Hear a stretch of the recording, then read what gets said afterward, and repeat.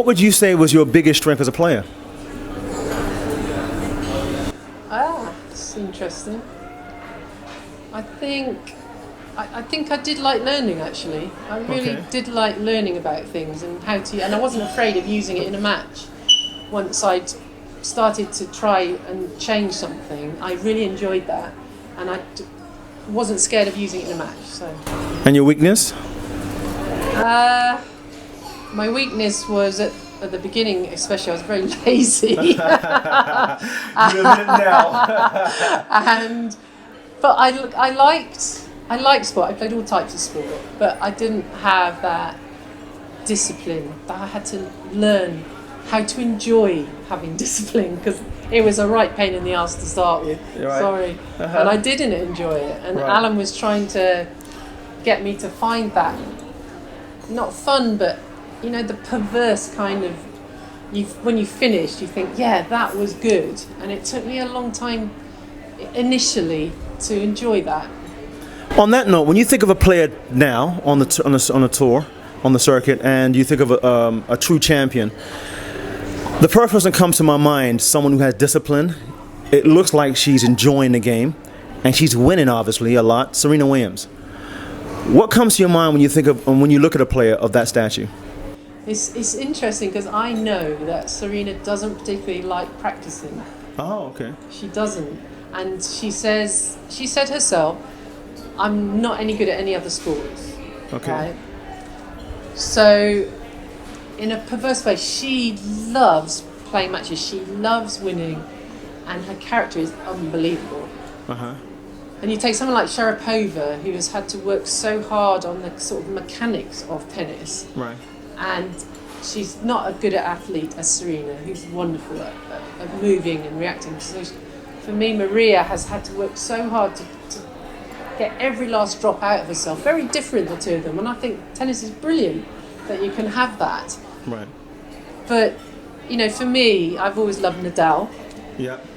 I just think he never wastes a single ball. And I've seen him practice, and I've seen him in matches. And you step on a court with him, and he is there. And if you'd better be there too. Right? Because I've watched Federer practice at tournaments. I'm sorry, don't bother watching him practice, because he just goes about it, and he's so talented, let's say, that he can get away with it. But Nadal, Djokovic now, the same sense of discipline, I feel, and for me that's huge.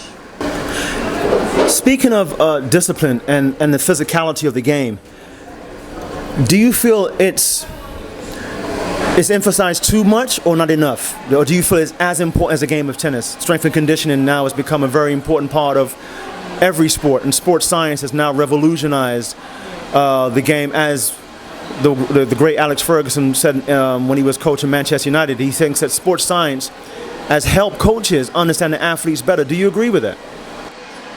Sometimes, not all the time, because I think that some strength and conditioning people come in and, as we said before, don't understand the individual. They have all these things at their disposal, all the science of things, and tennis is a sport where the ball comes to you different every single time. Right. So it's your judgment, your eyes, your reactions, you playing a stroke. And I think sometimes the strength and conditioning is so regimented that it doesn't blend with tennis. I think you have to understand that, and you get a good strength and conditioning coach who understands that and can put his knowledge of the scientific bit into that and how he uses it, then I think it's very good. But I've seen so many bad that I'm a little bit, what are you doing? I think you're almost damaging this tennis player with what you're trying to do. So to stick to the basics, so obviously what you're referring to is it has to always mirror the game itself, and it has to stick to basic movement patterns and intricately more movement patterns as it relates to the game of tennis.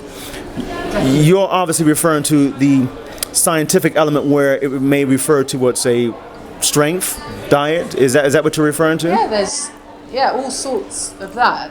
Strength and diet and balancing the body and core and rehabilitation. I mean, it's all has to be wound up together. Right. I don't think, this is what I find the worst scenario is a coach has a basket of balls and does technique. Then they go basket feeding. Yeah. Then they go and play points. Yeah. And then they go in the gym. Right. So for me, it's three different things which are not blending together. Right. It has to be, in my opinion, more connected. Everything, because otherwise you're forgetting the person again. Right. And so it's too separate. What is going on? I mean, even in your life, I had a very good movement guy called Lenny Hepwell, who made me practice things in my daily life about being quick, about getting out of the chair, about someone saying my name and I had to react. So it was ongoing, and you can practice things in your general life. But if it's too separate, then I don't think you keep learning. I remember speaking with a few of the players, and we attended a lecture by, you might remember, Dr. Renstrom. Yes. Morton Renstrom is our father, and he was a chief IOC medical advisor, or one of them at least, as well as with the USTA.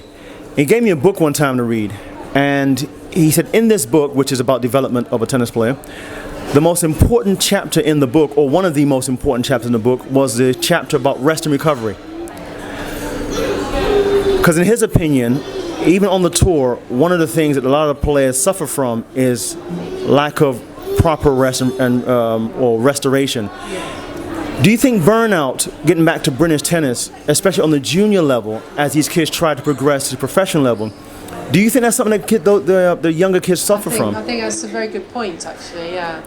We forget about that. I might even be guilty of that myself, actually, as a coach, because sometimes I'm so enthusiastic about, let's go and do this, and you forget they've got a limited amount of energy, especially when they're growing and going through their growth spurts. Yeah. And they get so tired. And it might be something that I should think about a little bit more, actually. Okay. I can remember at the time when I was asked some feelings about what the governing body were doing, and I said, if I want to go to paradise, I would go to Hawaii for my holiday. Eavesdropping on some names? Oh, I'll just drop a few. Olivia Elliott, Finn Bass, George Lochhagen. Not to put any pressure on them, but they have shown some